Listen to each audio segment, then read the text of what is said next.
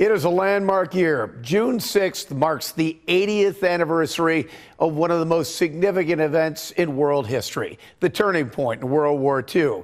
And this special is dedicated to some of the Western New York heroes who gave their lives on D-Day. These are the unknown stories of Western New York, Memorial Day edition.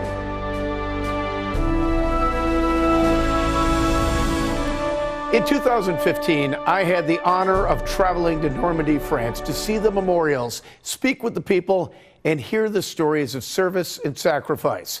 Today, we revisit some of those stories, beginning with Charles de Glopper, a Grand Island native who gave his own life to save others. June 6th, 1944, a day that changed the world. For members of the 82nd Airborne's 325th Glider Infantry Regiment, it was also a day they were dropped into the eye of a storm. Among their first priorities was trying to secure this bridge at Lafayette. Because it was crucial here to be able to take this causeway on the Mer de Ré River, plus the one in Chef Dupont also, because they were the only way for the troops that were landing in Utah Beach. I was pinned down in a wheat field, and I kept crawling. I crawled out of the wheat field, but my pack was full of holes with it. One of those men was Clinton Riddle, who made his first trip back to Normandy last year to the spot where he and his unit were caught in an ambush and would have been sitting ducks had it not been for the sacrifice of a Western New Yorker named Charles de Glopper. Frankly, I think it's a miracle. They had gotten slightly off course and strayed between the farm fields that are separated by high mounds and thick hedges. The soldiers came around a corner and right into the crossfire of German snipers. You can see how dense the hedgerows are. So when the gunfire started coming from this direction and that direction, Charles de Glopper knew his platoon was in trouble. So that's when he made his stand. He jumped out into the middle of the road with his heavy rifle and started firing at the Nazis. He took all the attention and the gunfire upon himself as his platoon was able to escape around that hedgerow. We run into three guys that were in the company, right. And they said, if it wasn't for Charlie, we wouldn't be here today. Ray de Glopper is Charlie's nephew, who still lives in Grand Island, just down the road from where Charlie grew up. He was just a boy when his uncle was killed, and his grieving grandfather received the Medal of Honor on Charlie's behalf. A tearjerker. I mean, it's kind of, it brings tears to my eyes. But it is also a tear-jerking story of which Ray spent a lifetime learning the details. The family really never talked a lot about it. Like most families and veterans from that greatest generation. I learned more through Joe Senikowski than I did anywhere else. Joe Senikowski is the guy sitting right across the table, a member of Grand Island's VFW Post 9249. That seems like that's where you got more involved, you asked more questions then. Joe was telling me stuff that I never knew before. And this was when you were an adult, correct? Obviously? This was 1994. Incredible, but it took 50 years before they started learning the details of what happened in those farm fields of Normandy. What makes somebody get up and just do this?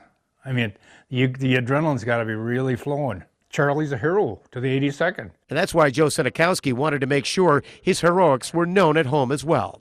I said, geez, this guy is almost forgotten. So Senikowski has done what he can to help people remember, including organizing the rededication of the Memorial Park on Grand Island in Charlie's honor. It was a good thing to expose the history of somebody did something from Grand Island. And now, a tribute that played out on the silver screen to a Tonawanda family who gave more than their share to the country, a story that inspired the movie Saving Private Ryan.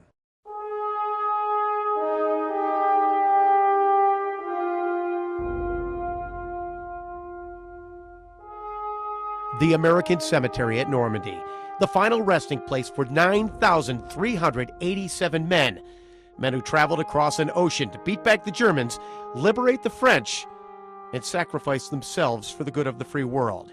It's one of the most moving places in the world and one of the most visited spots in Normandy.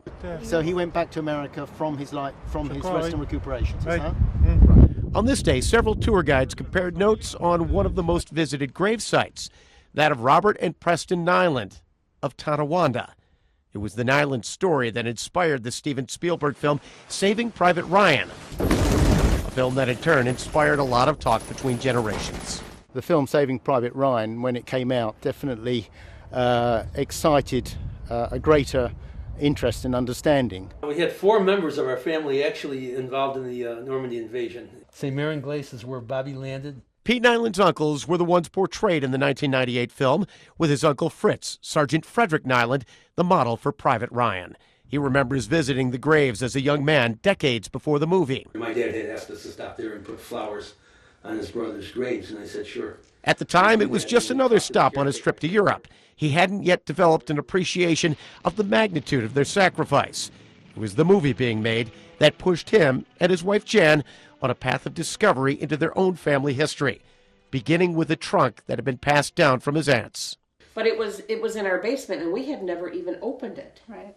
So once they said that there was a movie being made, we started going through all these papers.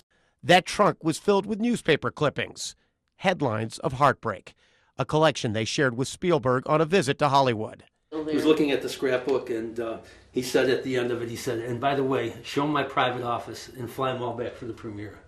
But one of the most profound pieces they found was a letter from overseas. It's just a very sad letter written mostly to, it starts out, dearest mother. I miss you a terrible lot, and I love you dearly and deeply. When I do come back to stay, I promise you that I will be a better man. It was just unbelievable. We're all coming home, don't worry. It was from Bobby, Uncle Bob. And we have the letter. It was crazy. The heartbreak was that Bobby, along with Preston, whose friends, by the way, called him Pete, and who Pete is named after, never came home. In the movie, it told the story of 3 brothers being killed in Normandy and the efforts to find the surviving sibling and return him home. The real story was somewhat different. On May 16, 1944, Edward Nyland, Pete's father, was shot down over Burma and presumed dead. He actually was taken captive and spent a year in a Japanese prison camp. June 6th, D-Day, Bobby was killed.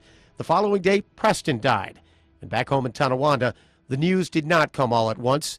It came in the form of Western Union telegrams. They used to deliver them by bicycle. And they didn't, like in the movie Private Ryan, they sent an attaché up. And they didn't have time to do that. There was too many people. A heart-wrenching series of telegrams. No one wanted to go over to the house to break the news. How do you do that? Sent over the course of several days and carried by a delivery boy who pleaded with his boss not to send him again. It was, it's Tonawanda, it's small. He's like, I can't go back to that house. Just one bit of the story that they came to know in the wake of the film. What that movie meant to us, I think, and to a lot of people of the generation after the Greatest Generation, is it started a conversation. Bridget Nyland's father, Joe, was Robert and Preston's cousin. When my father started talking about his war experiences and what a lot of us kind of describe as a little bit of survivor's guilt, he lost 2 cousins that were his childhood friends. But Pete went looking for the details of what actually happened amid the chaos of D-Day, how his uncles died heroically. Bobby's unit received orders to pull back from this spot at Nouvelle-aux-Plaines. But when the medic refused to leave so he could attend to and hide wounded soldiers, Bobby looked at him and told him, if you're staying, I'm staying. Bobby sacrificed himself to save others.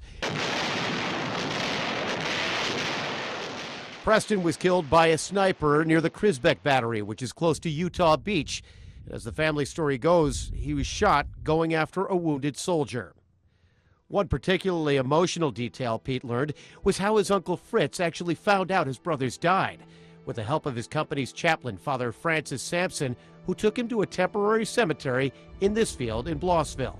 He asked Father Sampson, I heard my brother Robert was killed in action. Robert was with the 82nd Airborne. And Father Sampson was looking through the, through the ledgers and stuff, and he said, oh, good. We don't have any Robert here. We only have a Preston. He said, well, that's my brother, too. Robert was actually buried in another temporary cemetery in nearby Saint-Mary-Glisse, all sites that Pete and Jan had to see for themselves, along with their permanent resting spot. We were on Omaha Beach. We were on Utah Beach. We were actually crawling in bunkers. We had an agenda when we went to Normandy this time. Yeah. I mean, we wanted to actually stand on the spots where they were killed. We wanted to feel their presence in the countryside where they were. We did all of that, and then we finished the trip at the cemetery, and that, I think, was the part that I was dreading the most, is going to the cemetery because it was so emotional. Emotional, not only because of the Nylans buried here, but because of the thousands of other soldiers just like them. And it was quiet, it was serene, it was eerie, because you felt the presence of all those boys there.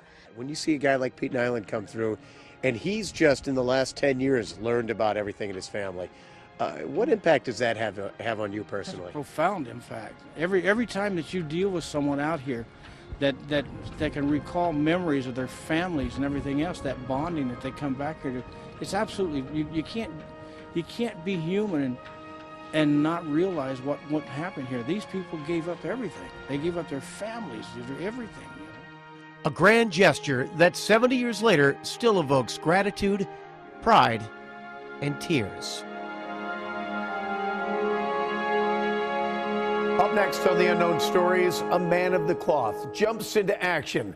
A St. Francis graduate becomes the only priest to die at D-Day.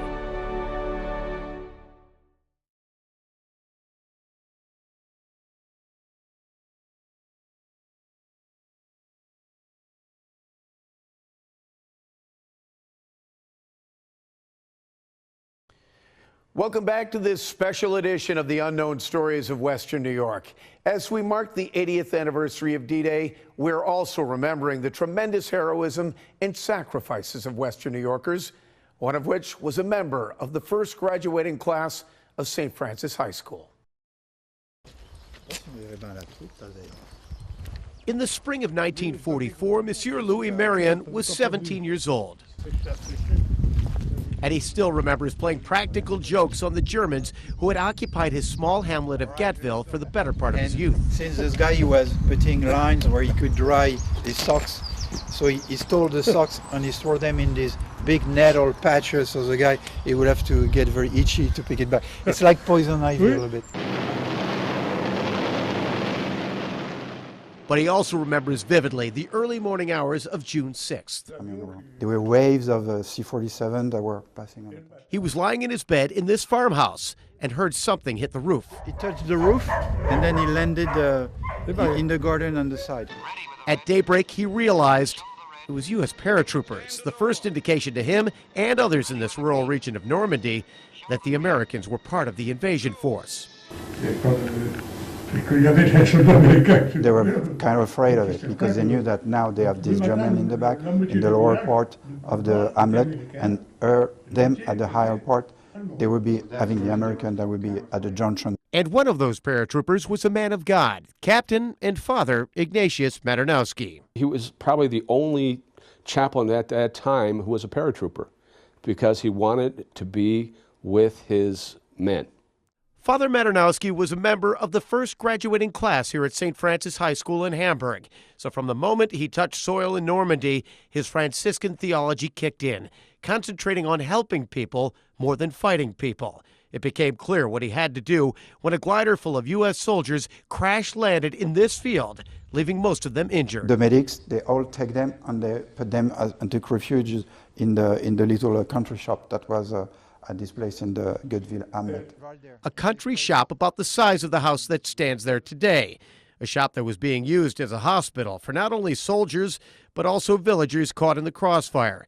And knowing the space was not adequate, Father Maternowski took it upon himself to try and do something about it. Father Maternowski went up and used the path all the way up to meet with the German at the very upper part of the village. He crossed enemy lines to discuss using a house at the end of the village to take care of wounded soldiers on both sides of the lines. Father Maternowski walked up the road to this building, which was being used as an infirmary and a headquarters at the time for the Germans. I'm told he knocked on that door to speak to the officer in charge. So the German doctor came back with him, using the way back, to check the information that he gave him, that yes, there were some wounded. The German doctor also noticed that there were military supplies from the glider and ammunition. And Father Ignatius walked the Nazi back through the hamlet to assure his safe return. The well-intentioned priest got about 100 yards in returning to the country store. And that was at this moment as Father Maternowski got shot in the back. When the bullet from a German sniper dropped him in his tracks. It was the first dead people that he ever saw from his life. 70 years later, that image is still etched in Monsieur Marion's memory. As he took us to the very spot where Father Maternowski fell and laid lifeless for several days until it was safe enough for American troops to come and recover the body. He said he was laying here stretched out, and his head was into the ditch. And from someone he had talked to, they had seen the Germans kick the body, so they kind of rolled into the ditch. Some believe that Maternowski's execution was ordered after the German doctors saw what was inside the store, and the events that followed certainly support that theory. That's when, in the afternoon, they give the order to the tanks to go down, and they will be shelling the country shop where all the wounded that were in there and all the occupants that were there. They blew up the shop, killing everyone inside. And all these years later, Father Maternowski's sacrifice is not forgotten, neither here in Gatville nor in his alma mater, where the award for the school's top athlete bears his name. Using Father Ignatius' story has been a great help because the present students now have a sense of history, they have a sense of heroic action, and they know why this particular man did what he did. Now, thanks in part to a St. Francis teacher, a movement is underway to have his heroics honored to an even greater extent. Father Maternowski I didn't know about until I signed up to work here as a French teacher at St. Francis High School. Kelly Carrig is a retired lieutenant colonel with the 82nd Airborne. Her final tour of duty had her in Paris, serving as a liaison and the commander of the VFW there. During that time, she interacted with countless veterans groups, but it wasn't until she came home to Western New York that she heard anything about Father Maternowski.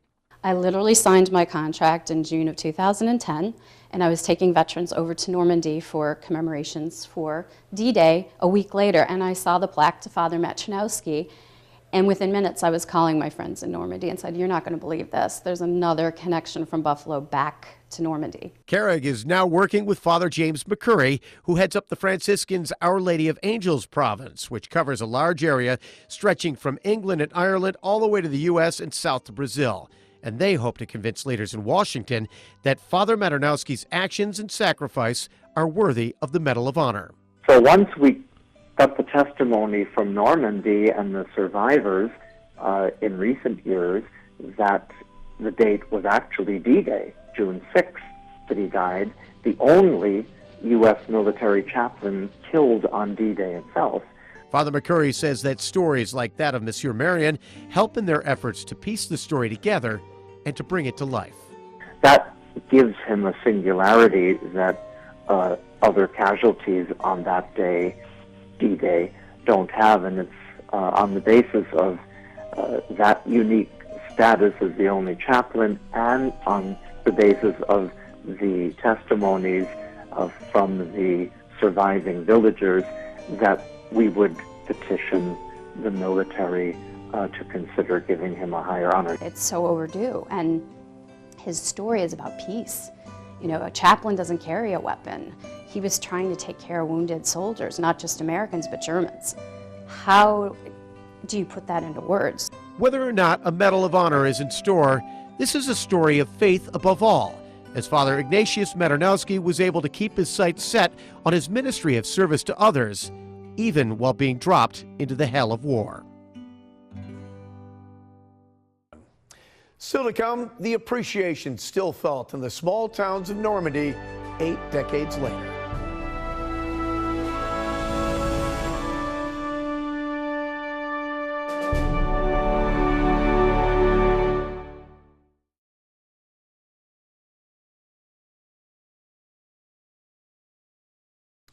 Welcome back. It has been decades and generations since young American soldiers arrived in Normandy to liberate France and ultimately Europe.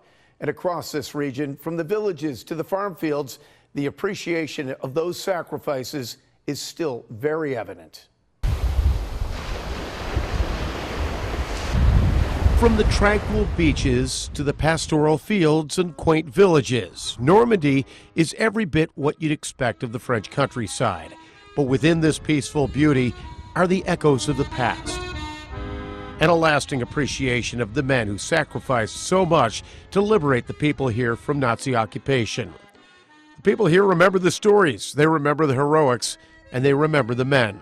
Something that's not always the case here in the United States, even in the hometowns of those men. Something that Joe Sinikowski discovered when he was stationed at Fort Bragg in 1946 and 47. And I remember seeing De Glopper Street, and I said, you know, why would they name a guy named De Glopper the street, you know? It got him wondering about this guy from Western New York, Charles de Glopper, and when he traveled here to Normandy, he saw a plaque put up by de Glopper's unit at the chapel at Coquigny. He wondered why more was not being done for de Glopper in his hometown of Grand Island. So Sinikowski became involved in spreading that story and was a key member of the committee that led to the rededication of the Memorial Park in Charlie's honor, to go along with the VFW post and the Reserve Center in Tonawanda that also bear his name. It was a good thing to expose the history of somebody did something from Grand Island. Most of the people didn't know anything about it because they don't teach history in school anymore, I guess. But even so, even after all of those tributes, very few people here know that Charles de Glopper, a member of the 82nd Airborne's 325th Glider Division, won the Medal of Honor for standing up and drawing Nazi attention and Nazi gunfire to himself, giving his own life to save members of his unit during the Normandy invasion. However, his sacrifice is still very well known and very remembered here in Normandy. When the de Gloppers first went over in 2010, my French friends, especially the ones in the association, they literally wanted to shake their hands and touch them and say thank you and see the legacy of the family continue, and just it was like reassuring for them. Kelly Carrig is a retired lieutenant colonel from the 82nd Airborne. She now teaches French at St. Francis High School in Hamburg. Carrig also serves as a liaison between veterans groups and the Association U.S. Normandy, a French group dedicated to commemorating the American men who gave all during the invasion. It's a small place, and Normandy's a small place, and everybody knows each other. So those human connections, you still feel them, whether you're here or over there. I saw a need for making a link between the French and the Americans. Vivian Roger is originally from North Carolina. She married a Frenchman and is now living in Lafayette, France. She and her husband, Rudolph, are also heavily involved with the association. In fact, her first major project was this memorial to Charles de Glopper, not far from where he died. I never knew anything about this when I was going to school. We covered World War II in a few days and then went on to something else. But this is not simply a case of we don't care about history in the United States like they do in Europe. No, it goes much deeper than that. The scarring on the landscape is still very much evident, as you can see by the size of this bomb crater left behind here at Pontahawk. And that's one of the reasons why the appreciation and the emotion is still so real here in Normandy. During World War I lost all the males of my grandmother's great uncles, etc., and my parents were orphans of their fathers. As you can hear, the pain is still very raw. Nicole Seldeck grew up here and now works as a guide in the U.S. cemetery. To all those men who sacrificed their youth, their lives, and all the pain and the grief of their families. So we are very moved each time we come. Even if I'm a guide and I come here about 150 times a year, each time I'm very moved. The Nylands are the second most visited graves after the Roosevelts. Preston and Robert Nyland are two other Western New Yorkers who died at Normandy and are buried here. The Nyland story was actually the basis for the film Saving Private Ryan. And the film was also a path of discovery in many ways for the Nyland family themselves about their own history.